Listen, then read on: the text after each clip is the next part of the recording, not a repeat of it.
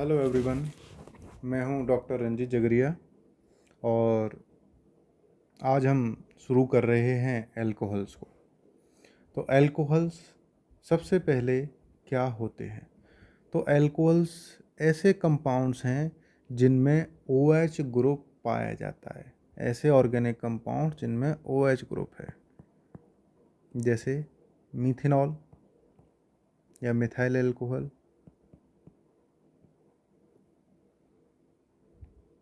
तो ये क्या कहलाएंगे? आपके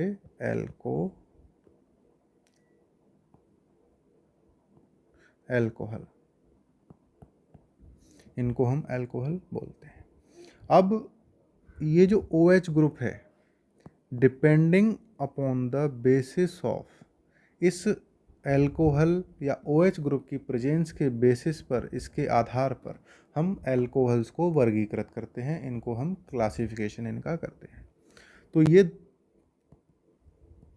3 तरीके के हो सकते हैं: monohydric, dihydric and trihydric alcohols. जो मोनोहाइड्रिक अल्कोहल्स होंगे उनमें एक OH ग्रुप उपस्थित होता है। इनमें 1 OH ग्रुप प्रेजेंट होगा, जैसे मेथेनॉल CH3OH। अगर डाईहाइड्रिक अल्कोहल्स की बात करें तो इनमें 2 OH समूह उपस्थित होते हैं। 2 OH समूह उपस्थित होंगे तो इसका एग्जाम्पल क्या हो जाएगा आपका? Ethylene glycol. फिर हम ट्राईहाइड्रिक या फिर इसे हम एक तरीके से पॉलीहाइड्रिक अल्कोहल्स भी कह सकते हैं। भाई 3 या 3 से अधिक, अगर 3 है तो ट्राईहाइड्रिक बोल दो, पॉलीहाइड्रिक अगर है मतलब 3 से भी ज़्यादा हैं। तो ट्राईहाइड्रिक अल्कोहल्स का एक एग्जाम्पल आपको मिलेगा ग्लिसरॉल। और अगर आप पॉलीहाइड्रिक में जाओगे तो हेक्साहाइड्रिक अल्कोहल्स होता है एक, मैनिटॉल। ग्लिसरॉल आपका क्या होगा, जिसको हम डिटेल में पढ़ेंगे आपकी इस यूनिट में, ये होता है आपके ग्लिसरॉल। अगर हम मैनिटॉल की बात करें तो 6 OH ग्रुप उपस्थित होते हैं इस पर।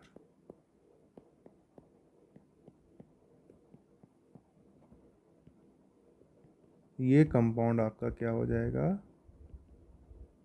मैनिटॉल।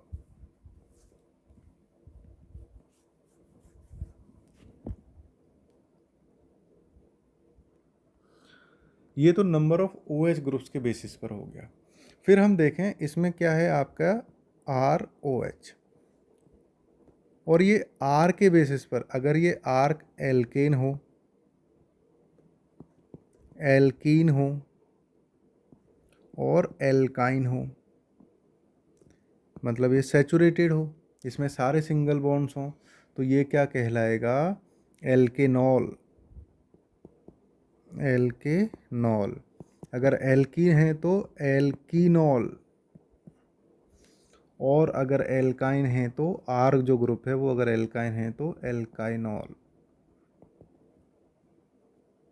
फिर हम देखें अल्कोहल जो है, जिस कार्बन से OH ग्रुप जुड़ा हुआ है, ये जो कार्बन है, तो इस कार्बन के नेचर के ऊपर, इस कार्बन का नेचर कौन सा है उसके बेसिस पर अल्कोहल्स 1 डिग्री हो सकते हैं, 2 डिग्री हो सकते हैं, 3 डिग्री हो सकते हैं। 1 डिग्री मतलब प्राइमरी या हम इसको कहें प्राथमिक, 2 डिग्री मतलब सेकेंडरी मतलब द्वितीयक, और 3 डिग्री मतलब टर्सरी या तृतीयक। तो अब इसको कैसे, जो कार्बन एक कार्बन से जुड़ा हुआ है वो कार्बन कैसा होता है आपका? प्राइमरी। अगर इससे जुड़ा हुआ है OH तो वो क्या हो जाएगा आपका? प्राइमरी। ऐसा कार्बन जो 2 कार्बन से जुड़ा हुआ है या उसके ऊपर एक H उपस्थित है, तो ये कार्बन आपका, ये कैसा हो जाएगा आपका सेकेंडरी। ऐसा कार्बन जो 3 कार्बन से जुड़ा हुआ है, ये आपका अल्कोहल क्या हो जाएगा, टर्शरी। तो प्राइमरी अल्कोहल के एग्जांपल्स मेथनॉल, एथेनॉल। अगर मेथनॉल की बात करें तो ये आपका प्राइमरी अल्कोहल का एग्जांपल है, क्योंकि इसमें, या मेथनॉल की बात करें CH3 CH2OH, तो इसमें तो कोई भी कार्बन, ये जो कार्बन है ये वाला किसी भी कार्बन से नहीं जुड़ा हुआ, और यहाँ पर देखा जाए तो ये एक कार्बन से जुड़ा हुआ है, तो ये आपके किस में आ जाएंगे, प्राइमरी अल्कोहल्स में। उसके बाद हम बात करें आइसोप्रोपिल अल्कोहल। तो आइसोप्रोपिल अल्कोहल क्या होता है आपका, CH3 CH, अगर ये CH2 है, अगर CH2 की जगह पर क्या हो,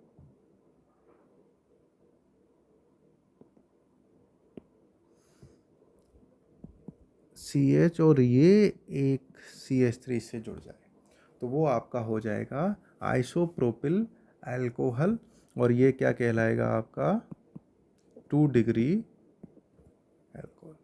फिर हम बात करें टर्सरी की, तो टर्सरी अल्कोहल क्या हो जाएगा, ये CH2OH, ये CH3, यहाँ पर भी एक CH3 और यहाँ पर भी एक H3, तो ये क्या हो जाएगा, tertiary butyl alcohol, tertiary butyl alcohol. तो ये हमने इसका क्लासिफिकेशन देखा है। इसके बाद हम इनका नोमेनक्लेचर देखते हैं। जब हम नोमेनक्लेचर की बात करते हैं तो एक सिस्टम आता है इसका, ट्राइवियल सिस्टम, ट्राइबल सिस्टम या फिर रूढ़ पद्धति। ठीक है, तो रूढ़ पद्धति में तो इनका जो नाम दिया जाता है, जैसे हमने अभी तक जैसे मिथाइल अल्कोहल बोल रहे हैं, tertiary secondary butyl alcohol, iso butyl alcohol, इनमें यूज़ किया जाता है, जैसे आइसो है, नियो है ना, इस तरीके के टर्म्स का यूज़ किया जाता है। इसका एग्जांपल जैसे ब्यूटिल अल्कोहल की बात करें हम, CH3 CH2 CH2OH, ये क्या हो जाएगा आपका ब्यूटिल अल्कोहल। फिर हम बात करें CH3 CH2, ये ब्यूटिल नहीं हुआ, इसमें थोड़ा सा एक करेक्शन है ऊपर, इसमें एक CH2 कम लग गया। अगर हम इसकी बात करें तो ये क्या हो जाएगा, सेकेंडरी ब्यूटिल अल्कोहल, ये क्या हो जाएगा आपका 2 डिग्री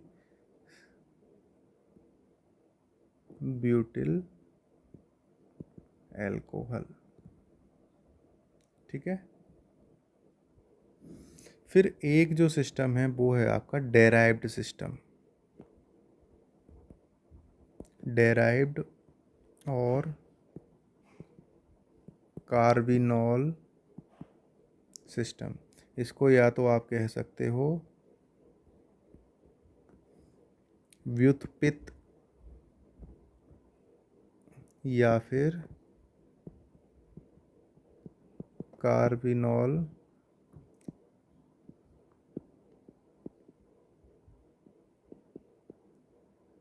पद्धति। अब ये कार्बिनॉल पद्धति या डेराइव्ड जो सिस्टम है, इसमें इसका क्या मतलब है, देखिए, जो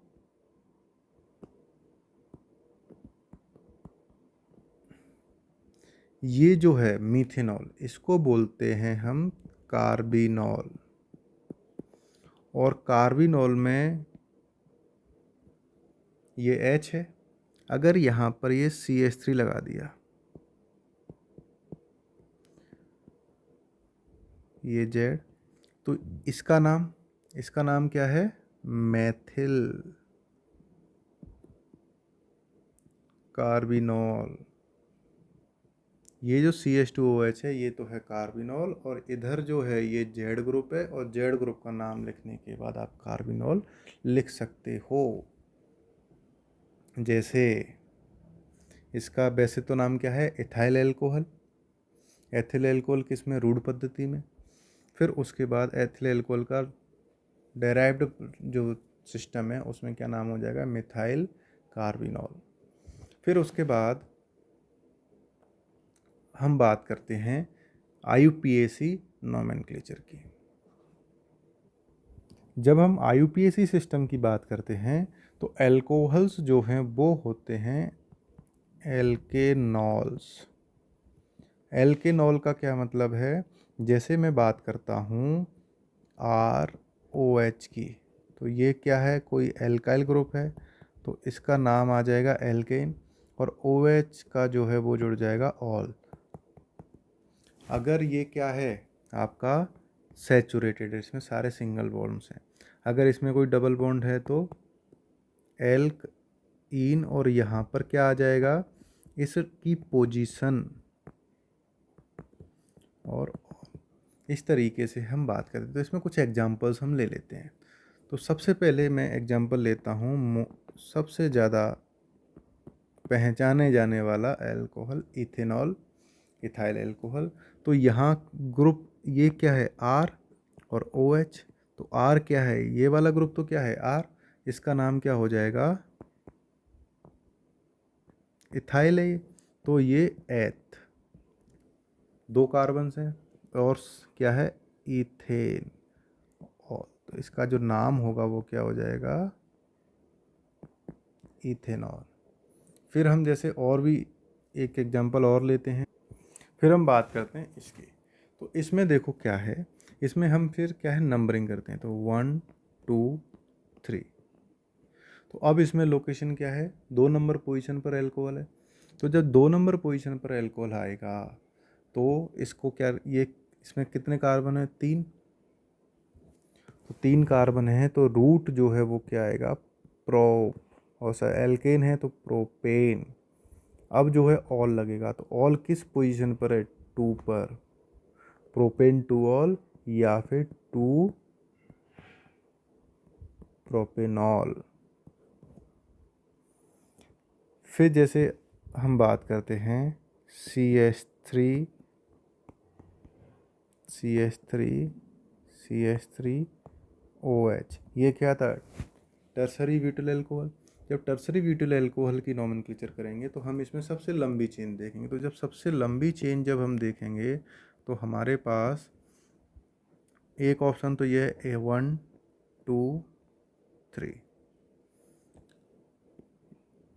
दूसरा ऑप्शन अपने पास है 1 2 3। तो हम कहीं से भी जाएं हमें जो OH है वो 2 नंबर पोजीशन पर ही मिल रहा है। तो जब हम लिखेंगे तो सबसे पहले तो क्या लिखेंगे, एल्केन का नाम लिखेंगे। तो एल्केन में 1 2 3, सब्स्टिट्यूएंट किस पे लगा हुआ है, 2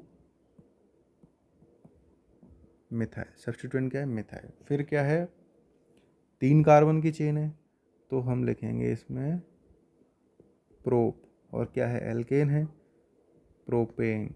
अब OH किस पे लगा है, प्रोपेन टू ऑल, तो इसका नाम क्या हो जाएगा, 2 मिथाइल प्रोपेन टू ऑल, ये इसका नाम हो जाएगा। इसी तरीके से हम इनका नोमेनक्लेचर करते हैं। एक एग्जांपल हम और लेते हैं। जब हम इसकी बात करते हैं, ये कंपाउंड है आपका, तो इसमें आप क्या करोगे, इसमें नोमेनक्लेचर करोगे। जब नोमेनक्लेचर करोगे तो हमें मैक्सिमम चेन कितने की मिले, 3 की। तो 1 2 3, तो 1 2 3 एक चेन हमें ये भी मिल रही है 1 2 3। लेकिन यहाँ पर इस चेन में हमारे OH नहीं आ रहा, तो हमें ऐसी चेन सेलेक्ट करनी है जिसमें OH आ रहा हो। तो हम कौन सी चेन सेलेक्ट कर लेंगे, ये वाली। अब इसमें एल्किन का नाम देंगे तो एल्किन पे क्या 2 सब्स्टिट्यूएंट लगे हुए हैं, तो नाम क्या हो जाएगा, 2 2, 2 हैं तो डाईमेथिल प्रोप प्रोप एन। आप 1 ऑल लिख सकते हो, लेकिन 1 ऑल का कोई मतलब नहीं होता, तो या तो इसको आप 1 ऑल लिखोगे या फिर इसको लिखोगे 2 2 डाई मैथिल प्रोपेनॉल। इस तरीके से एल्कोहल्स का नोमेनक्लेचर हो जाता है। फिर इसमें एल्कोहल्स में एक स्थिति और आती है, आइसोमेरिज्म। तो आइसोमेरिज्म क्या होता है, जिसमें फॉर्मूला तो सेम होता है लेकिन उसका स्ट्रक्चर और उसकी प्रॉपर्टीज़ डिफरेंट होती हैं। तो आइसोमेरिज्म जो है, एल्कोहल कौन कौन सा आइसोमेरिज्म शो कर सकते हैं, एक है आपका पोजीशन आइसोमेरिज्म, या हम इसको और क्या कहते हैं, स्थिति समावयता।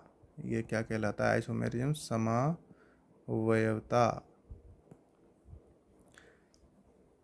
समावयता इसमें क्या होगा, OH की जो पोजीशन है वो डिफरेंट होगी, जैसे 1 प्रोपेनॉल, 2 प्रोपेनॉल, ये क्या होंगे, आपस में आइसोमर होंगे, और कौन से होंगे, पोजीशन आइसोमेरिज्म। फिर उसके बाद हम बात करें तो दूसरा आइसोमेरिज्म जो ये शो करते हैं वो शो करते हैं आपका चेन आइसोमेरिज्म। चेन आइसोमेरिज्म या श्रृंखला समावयता। और श्रृंखला में क्या होगा, जैसे ब्यूटेन है, ये ब्यूटाइल अल्कोहल है, अगर ये OH जो है, ये जो चेन है, ये चेन ये डिफरेंट हो जाए, जैसे ये वाली चेन आ जाए, तो ये क्या हो जाएगा आपका श्रृंखला समावयता या चेन आइसोमेरिज्म। तीसरा जो आपका शो करता है वो है ऑप्टिकल एक्टिविटी वाला, ऑप्टिकल एक्टिविटी, या फिर हम कहें जो आपके जो प्लेन पोलराइज्ड लाइट है उसको, इनेंशियोमर्स जो होते हैं। प्रकाशिक समावयता, प्रकाशिक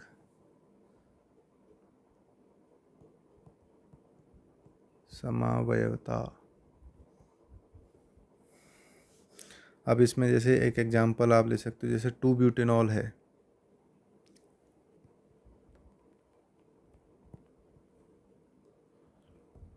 2 ब्यूटेनॉल है, तो 2 ब्यूटेनॉल के 2 स्टीरियो आइसोमर्स आपके हो सकते हैं, ठीक है, एक R और एक S।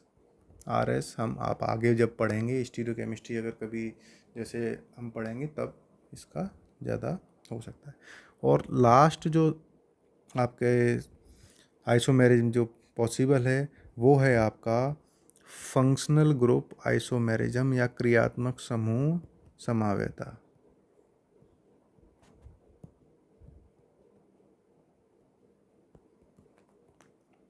फंक्शनल ग्रुप आइसोमेरिज्म क्या है, जिसमें आपका फंक्शनल ग्रुप चेंज हो सकता है। तो फंक्शनल ग्रुप में जो आपका जैसे एल्कोहल्स हैं और ईथर्स हैं, ये आपके क्या होते हैं, फंक्शनल ग्रुप आइसोमर्स, जैसे CH2OH, और अगर ये क्या हो CH3OCH3, तो इनका फॉर्मूला सेम होगा लेकिन फंक्शनल ग्रुप इनमें डिफरेंट हो जाएगा, ये कंपाउंड्स डिफरेंट हैं।